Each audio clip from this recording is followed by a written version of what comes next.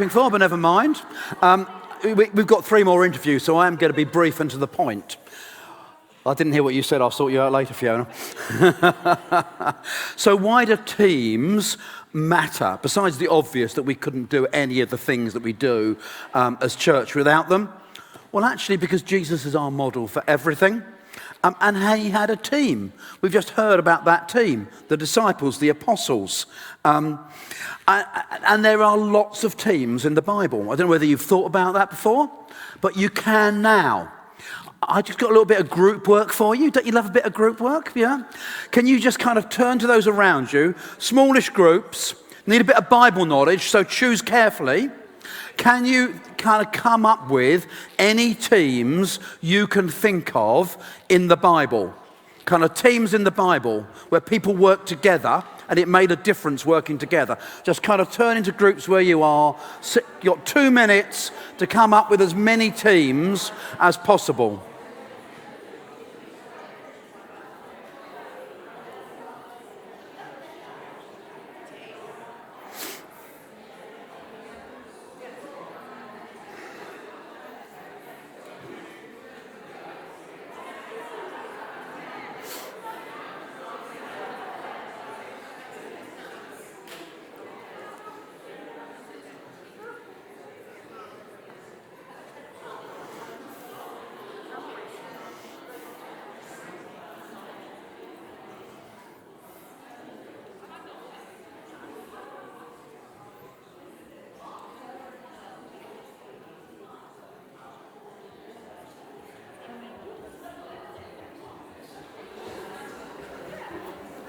I don't think there's hordes of them, but there's quite a lot.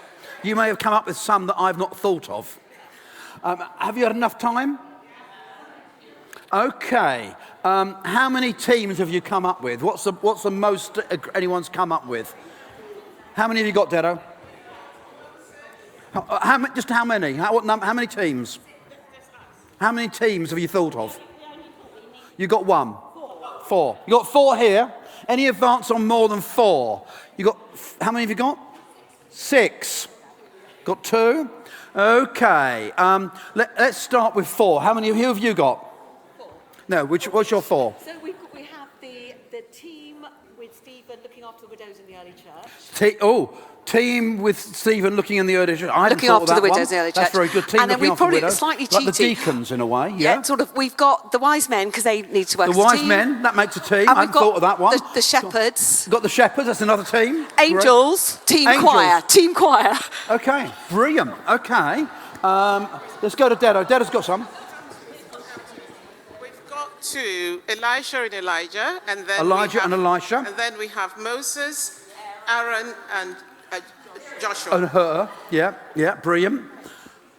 Go to the back. Come on. Well, yeah, we had the Moses gang, and had you mentioned that when the Hellenist widows complained and the apostles said, "Oh, well, we need teams of deacons." Yep.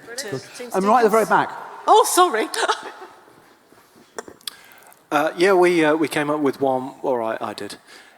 When the Israelites were wandering in the desert, they had the tabernacle. Okay, you've got the priests, but you've also got the roadies, the people who have to sort of set up and tear down. Need a roadie. There's a roadie in the New Testament. Who knew? Tabernacle roadies and techs. Did they have amplifiers? Did you have one, girls? Did you have a team? Right, I think we need to come back to the SWATs in the middle. The theologians in the middle had 7. Here, this row. Come on, here. Spies who went into the promised land. It's gone. The spies that went into the promised land. Yeah, spies.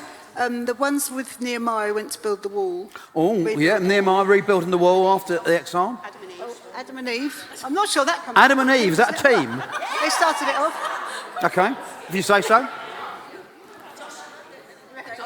Yes, marching round the walls. Okay. Timothy and Paul we've had. Yeah, not had, but. And the women that followed Jesus and that looked after everything. And the women that followed Jesus and looked after. Yeah, they're a bit unseen, aren't they? They're in the background. But they were there. Yeah. Okay. I mean, I'll tell you what, I'm really impressed because you've come up with some that I didn't come up with. I got Moses, and I thought of the spies going into the land rather than Aaron and her. Gideon, the people, he got a smaller and smaller group of people to fight with him. David and all the mighty men that were drawn to him in the desert. Someone said Elijah and Elisha, and there was a school of prophets as well. So they made up a bit of a team. New Testament, Jesus is the obvious one. I hadn't thought about the deacons and looking after the widows, but I did think of Peter and James and John being like the early church leadership and being a bit of a team. And Paul and Barnabas, wherever they went, they took a team with them. Timothy or Silas, they never went anywhere on their own. And then there's the biggie that no one's mentioned, and that is God's a team. Trinity, Father, Son, and Holy Spirit. So team is at the heart of God, isn't it? Isn't that right? So 3 things about team from our reading. I'm going to be really brief.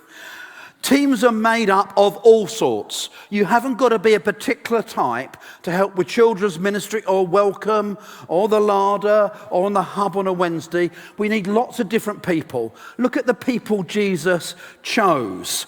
Their nicknames are really interesting. Why would you call someone the Sons of Thunder?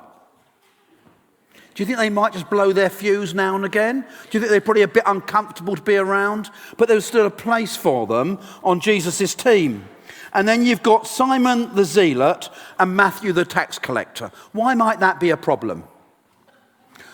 One is a collaborator with the enemy, the Romans, and the other is a revolutionary who wants to kill the Romans. And they're both on the same team. Isn't that amazing? And then you've got Judas, who actually he's got his hand in the till. Peter, who can't keep his trap shut. And yet they're a really odd bunch. So if you're odd, not saying that any of you are, there's definitely a place on a team for you. You don't have to have all the round edges, all the square edges knocked off. There's room for everyone. That's point number 1. It's said in the passage that he called them to himself so that they could be with him and that he could send them out.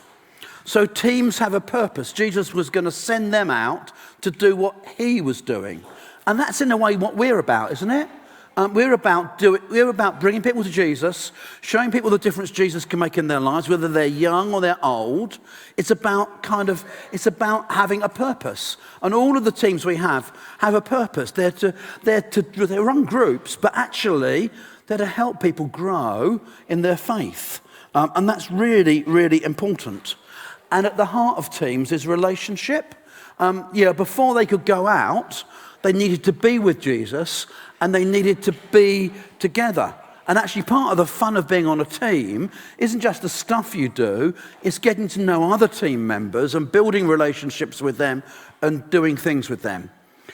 Zoom, done. End of talk. Is that the shortest ever? I don't know if anyone's timed it. We're going to find out about some more